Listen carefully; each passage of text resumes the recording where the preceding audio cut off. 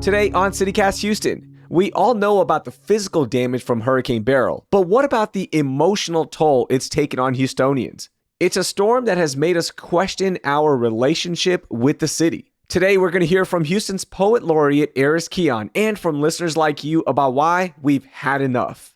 Before we start today's show, we want to send our condolences to Congresswoman Sheila Jackson Lee's family. Congresswoman, as she was simply known around here, passed away on Friday night at the age of 74 after a battle with pancreatic cancer. She was a fierce fighter for the 18th Congressional District, which she represented for nearly 30 years, and that made her a political icon here in Houston. We'll have more about her legacy on tomorrow's episode. It's Monday, July 22nd. I'm Raheel Ramzanali, and here's what Houston's talking about. Aris, how are you? I'm so excited to chat with you. I'm good. Thanks for having me. Aris, tell me, how was Hurricane Beryl for you? It was pretty devastating in the sense that I was not able to communicate with a lot of folks. I was by myself in my home.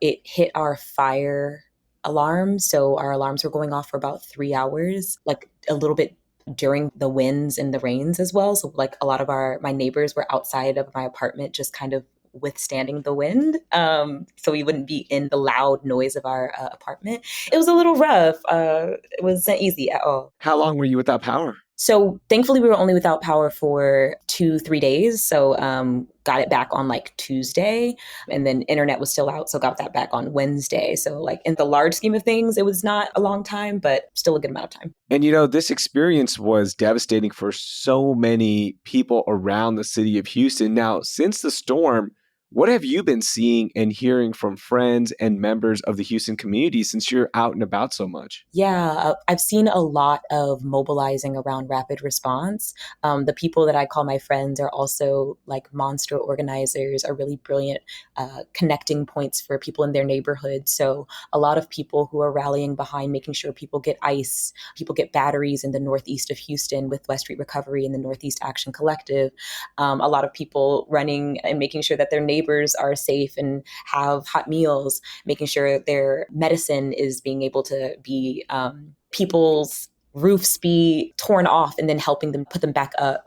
It's been a lot of just collaborating and running on 100 to make sure people and their families and communities are safe. And that is such a big part of our city. It's become our thing, right? Where we do rally around natural disasters and we do help each other out. And that's how the Houston Strong hashtag became such an important part of our identity. But I think we've all noticed this, and you've noticed this as well. We're all getting tired of this. We're tired of Houston Strong. 100%, 100%. There's a different energy around like, yeah, we're going to fight for our neighborhoods and we're going to come together and come out on the other end. There's a more of a frustration and exhaustion that we're seeing at this point. I've heard it from my friends, my loved ones, people that I'm like in community with that are like, I'm tired of this. I'm sick of this. We need to make sure we're holding the people that are responsible for this accountable. Like normally this is simply just terrible weather. It's hurricane season, but now we're able to identify who's responsible, seeing the ways in which Abbott has failed our grid, the way Whitmire has gotten money from Centerpoint. There's been a lot of conversations around the ways in which we've been failed and have had to make up for those failures within the communities that we live in. Yeah, we're all just tired of it, right? There's only so much you can take. And in fact, you crowdsourced this incredible poem called Tired of Houston Strong and wrote this in response to what we just went through. Tell me about that real quickly.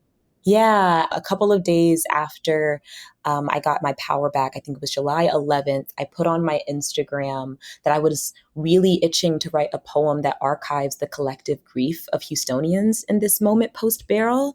And I asked folks to submit a word or a phrase or a sentence that really talks about how they're feeling in response. And I got like over 70 responses and was able to like compile all of these really brilliant answers and images and thoughts and curate it in a way that formed the narrative of what I was hearing from the people who responded. And I was in awe of how it turned out because I couldn't have written something like this without all of these really brilliant thoughts and people who contributed. Yeah, and just reading the poem, you can just sense the frustration. There is some hope in there still, but for the most part, it was just exhausted, frustrated, and not sure where to go. So, is that kind of the tone that you also took away from it? Yeah, it seemed as though there was this energy around, of course, frustration, exhaustion, but feeling more connected to the people rather than the city. And I think that speaks to a shift that occurred, right? Like throughout the poem, there's this insistence upon being connected to people while still being able to identify. Okay, center point is it has me really frustrated. Yeah. The state has me really frustrated. The city has me really frustrated. And so that seemed like a through line throughout. Like there's the hope, there's the wanting to come together, but still being like, hey, I'm losing trust in these institutions and that I otherwise have had, which was really, really, I think necessary to say. Houstonians feel this way and they're like speaking it out loud. They're not just like letting it fester. They're not just letting it go to the wayside. They're making sure I want to say this out loud, and to be willing to put it in a poem, I was really excited about. Is that why you wanted to include other people's voices so you could capture this sense of feeling right now?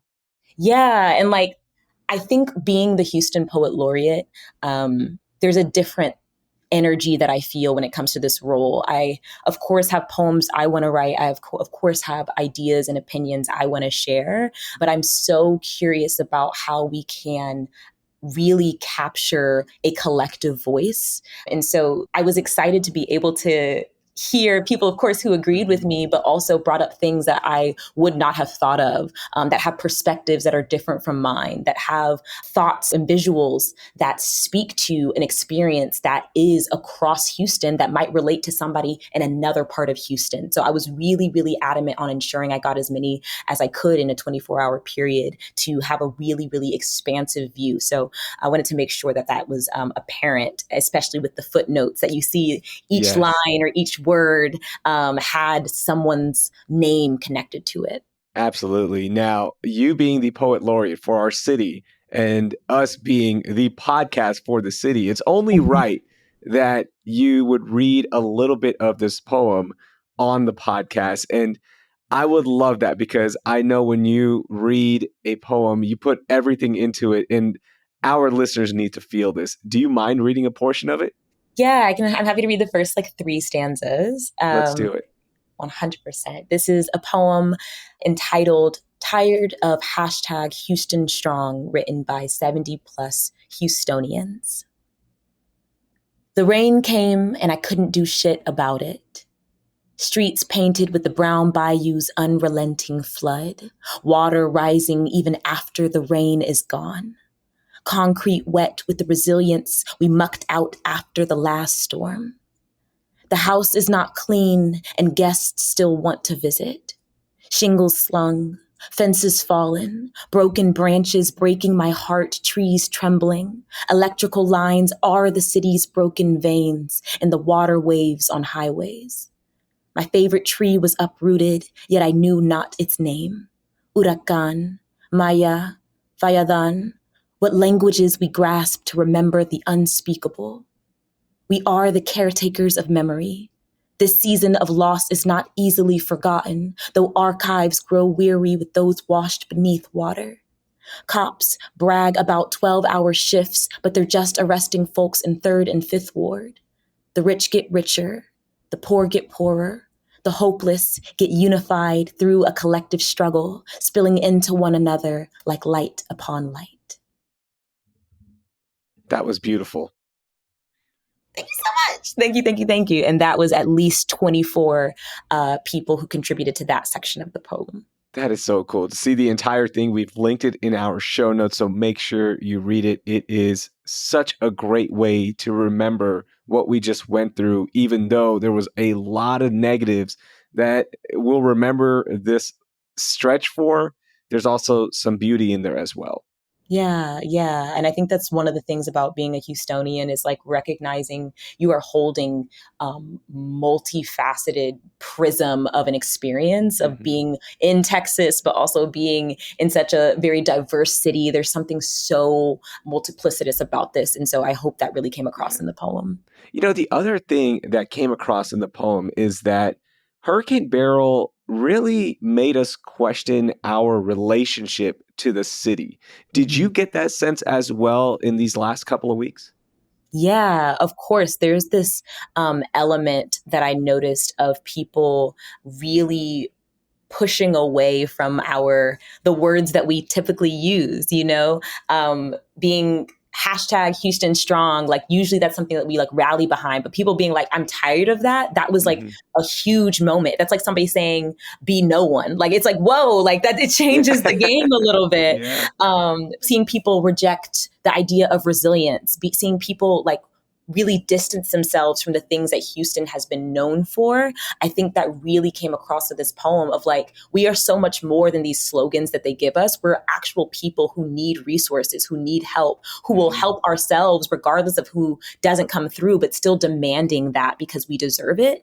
I think really, really came across in this work that I think I would not have been able to see in this unique way alongside the images, alongside the heartbreak in any other form besides poetry.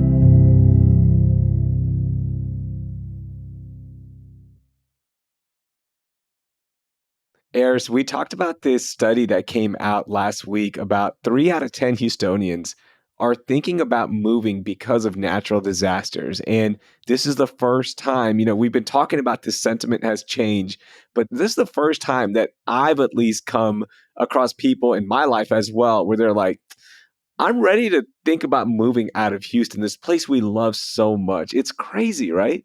Especially because we know Houston to be a place where it is so deeply generational. You'll have five, six, seventh generation Houstonians, people who've been here their whole lives that are now being like, I don't know if I can continue building a family here, investing property here. There's like insurance companies that are pulling out because it's just like, I can't put my money here. There's going to be something else that happens. And I've not seen that at this level until Beryl hit. And I feel it. I really, really do feel it. I'm like, I don't know if we can keep fighting from the belly of the beast. It just feels so overwhelming. And so I really resonate with all of those feelings around possibly needing to make different options and making different plans. We've been hearing from our readers of our newsletter, Hey Houston, about their frustrations with Beryl and what Mm, they see as solutions. Some of them actually sent in voice memos, and we want to play some for you amazing. and for the rest of our listeners. So let's take a listen. This is Hadi from Katy. Just like everybody else, we lost power on Monday.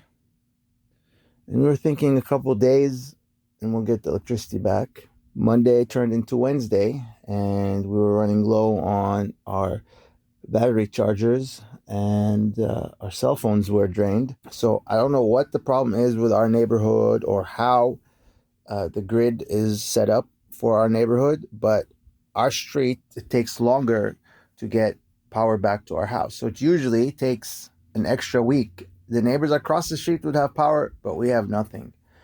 And that's something that's not acceptable. And especially that it's really hard to communicate with Centerpoint and call them and find somebody to fix the situation. So we were out for 7.5 days. I know Texas is stubborn. If it's not ERCOT, it's Centerpoint, and one thing leads to another. So Texas needs to get its act together and take care of its Texans, basically. My name is Sue Giles, and I had sent you an email about my issues with Centerpoint.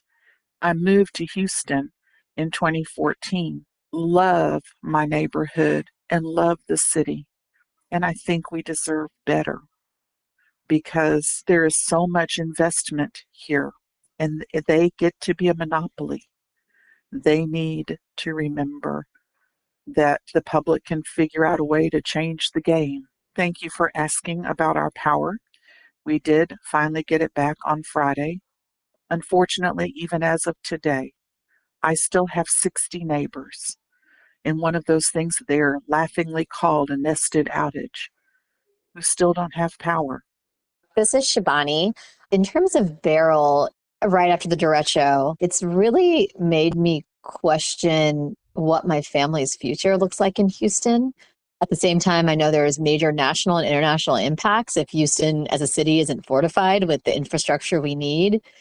I'm born here, raised here, lived on the East Coast for about 15 years and then moved back here in late 2019 with my family.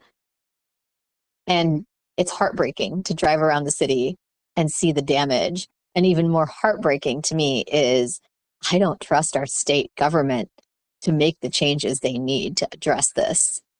I don't think they care enough to make the larger systematic, sustained changes that will actually help. And at the end of the day, it's going to be most impactful to individual people, right? It's going to be folks getting hurt, loss of property, loss of life. And that is really chilling. Your thoughts, Aris? Oof.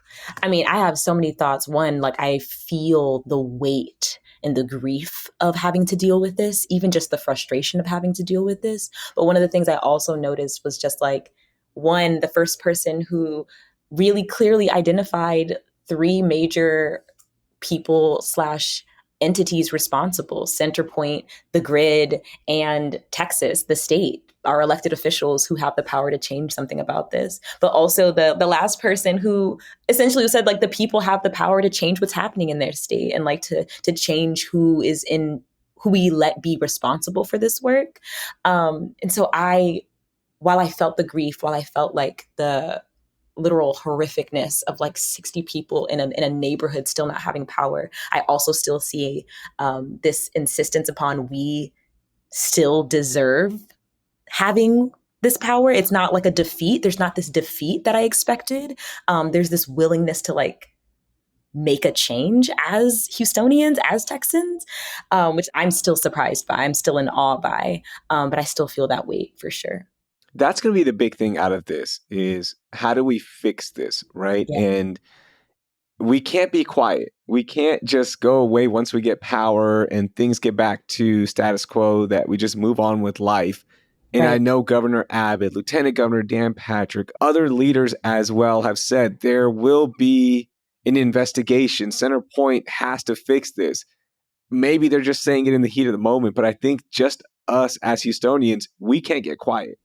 Yeah. Oh, 100%. Even on a local level of how can these small inevitable things like a flood be mitigated by our city budget? How can we make sure that we have flood mitigation? I think the first person was talking about how their neighborhood is always the last one, always Yeah. the one that's impacted. And it's like, how can we focus on these local issues as well? Our city council members, our mayor, they all have the power to make small changes or alongside that move up to the state level, to the national level as well. Aris, how do you stay positive in moments like these? Because I am finding some hope and some just happiness coming across during this conversation. How do you stay positive?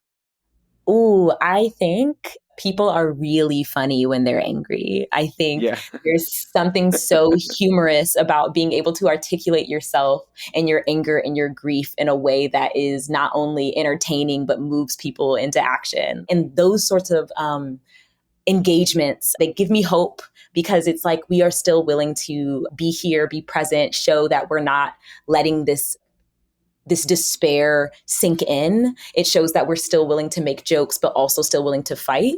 And so that's how I stay positive. I see people making jokes, I add jokes, and I continue to get to work. Aris, I'm so happy you said that because now I feel good about myself when I find some joy with some online memes during some Exactly. disasters. If the poet laureate can find some joy with memes, then it's okay for me to as well. 100%. Meme away, actually.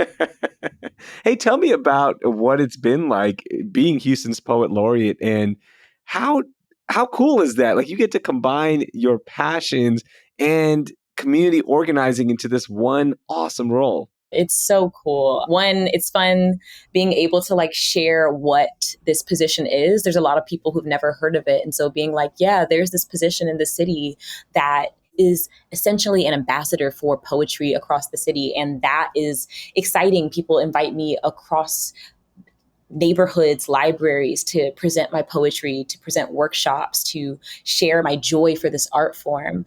So it's been really, really lovely. And I've been doing workshops across Houston libraries called Imagine a Houston and Demand a Houston, in which people who aren't poets, people who are poets, people who are interested in poetry and creative writing can come together and just talk about what they love in the city and the things that they would like to change and the things that they would like to see.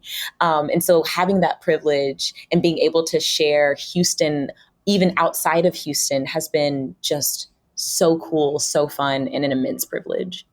It's so awesome to hear such great work that you're doing right now. And I truly appreciate you joining me on the show today to share some of your wisdom. Of course, thank you for having me. It's an honor to be here and an honor to spread poetry as many places as possible. That was Aris, Kian, and Hey Houston readers Hadi from Katy, Sue in Bear Creek, and Shabani from Houston sharing their experiences after Beryl. You can keep up with Aris's work with the link in our show notes. And if you enjoyed this episode, please share it with 3 friends. And while you're at it, give us a rating and leave us a review wherever you're listening to the podcast. We also have a daily morning newsletter, Hey Houston, to help you start your day, so please subscribe with the link in our show notes. That will do it for today. I'm Raheel Ramzanali, and I hope you learned something new.